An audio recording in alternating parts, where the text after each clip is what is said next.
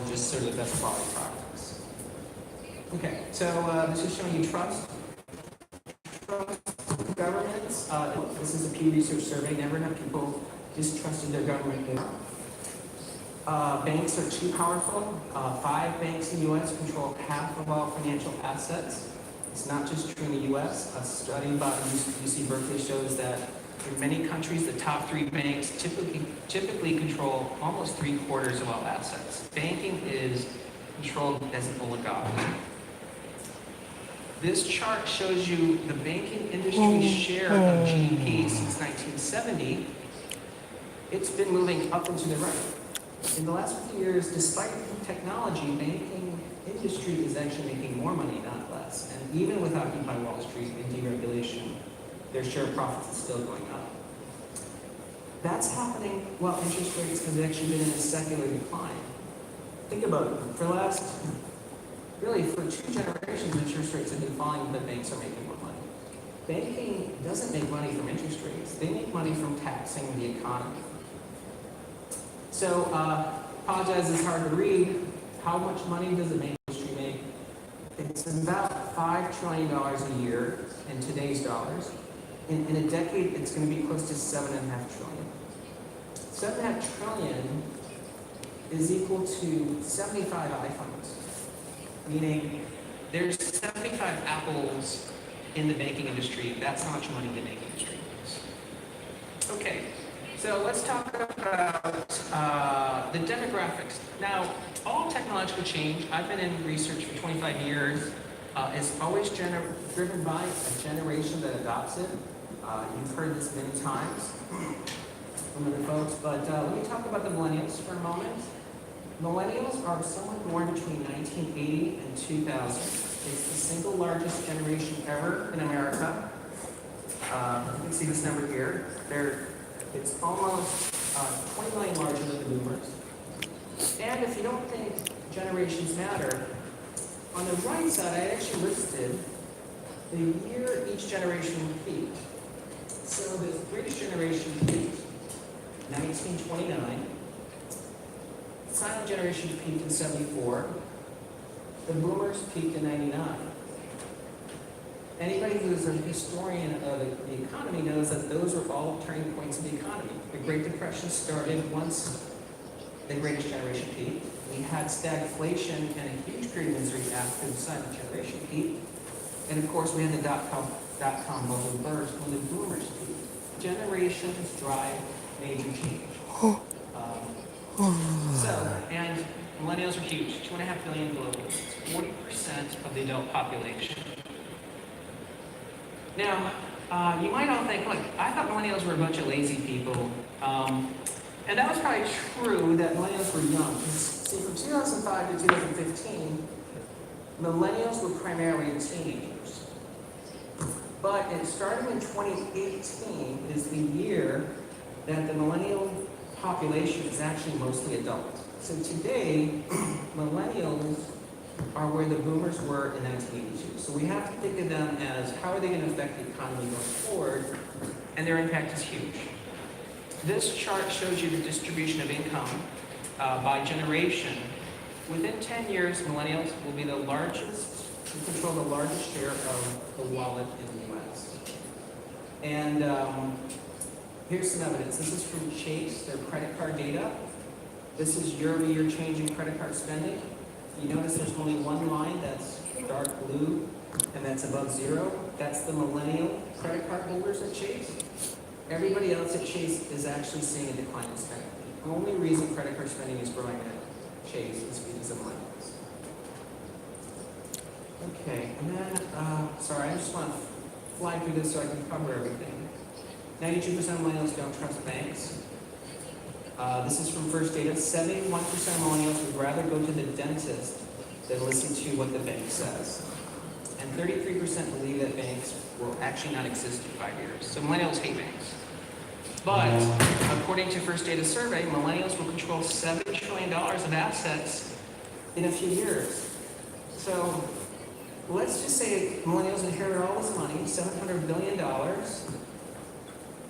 What if they put 10% into crypto? I'm just throwing a number out. That's a $700 million allocation to the crypto market. And as you guys know, the multiplier in crypto is monstrous. It's probably 20 to 25, which means that if the millennials move that much money to crypto, just in the US, we're talking about a $2.5 trillion market.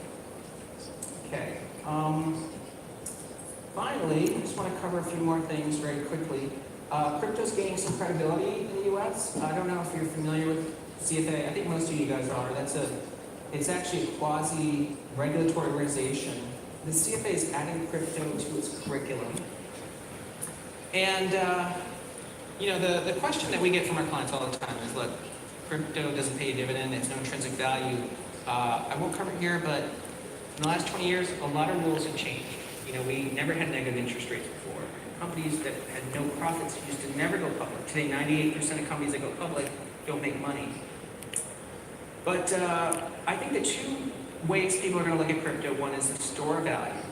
Okay, and today the store value market is $280 trillion. So most people think Bitcoin replaces gold, and that's a good analogy, but gold's only a $9 trillion market. Art is actually a larger store value market. Family offices allocate more money to art than gold, and that's a $17 trillion market. So again, crypto is not even 0.1% of that market. And the last way I think you need to look at crypto, I'm skipping ahead, is network value. So we addressed this at the panel today, but I want to highlight why that matters. This chart just shows you the number of internet users that existed by year, and I list the year each of these companies was created. So Amazon, which has been the best investment ever in FANG, is because it was created when there were only 7 million internet users. And Facebook was created when there were 580 million. As you can see to the right, there's 4.2 billion internet users today. Believe it or not, if you just did Metcalfe's law on that user base, 75% of the return of FANG was explained by the year that company was formed and how many users were on the internet at that time. So you didn't have to do a lot of work. You could just buy who was the best company. You might wonder, how do you know who's the best company? It turns out Internet 1.0 and Internet 2.0 were all created around the same time. Facebook and MySpace were only incorporated 1 year apart. Google and Yahoo were only created 3 years apart. Okay, so Internet 1.0, 2.0 were created at the same time, and it took less than 5 years to pick the winner from the loser. So Facebook, it only took 5 years for them to surpass MySpace. It took 3 years for Google search to surpass Yahoo.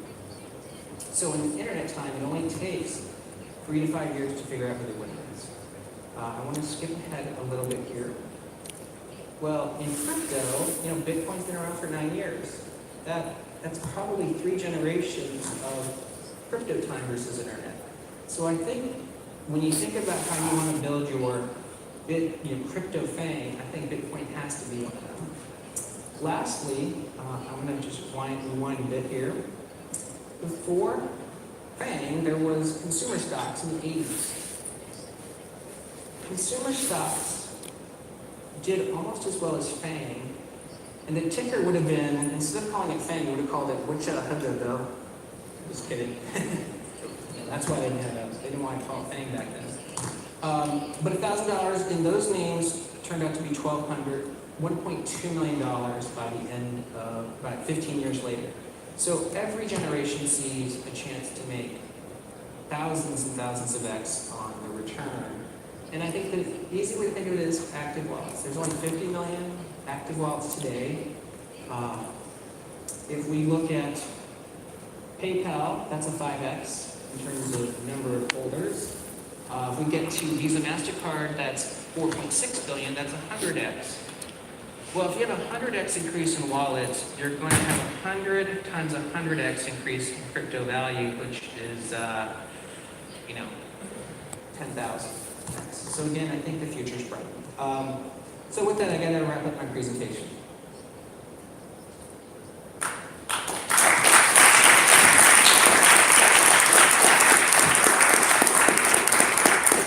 All right, thank you, Tom, for making me a bull in the bear market. Next. Next up, we have Kevin Lord of IOHK. He's going to be talking about the